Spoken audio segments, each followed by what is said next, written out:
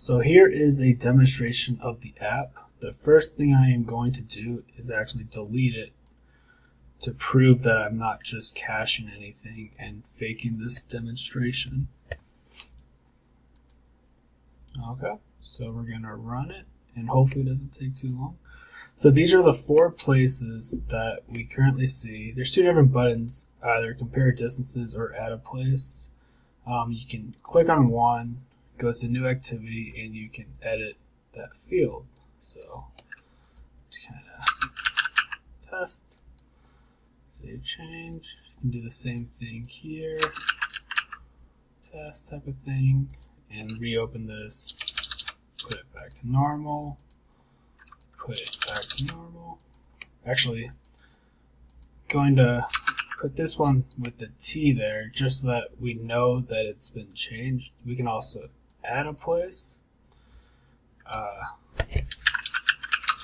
test place, description. I'm not very original.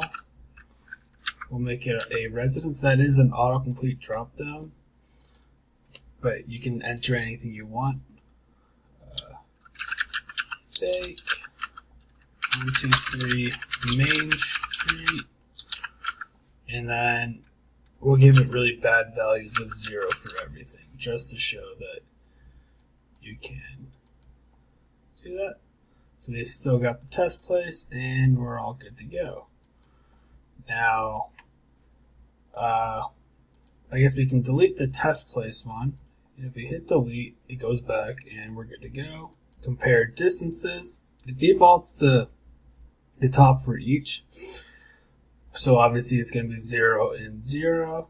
And you can see the T, so obviously that's because I left that there in the previous activity. But if we change it to Madison, Wisconsin, then we have the nautical miles and the bearing degrees. And that's my presentation. Thank you.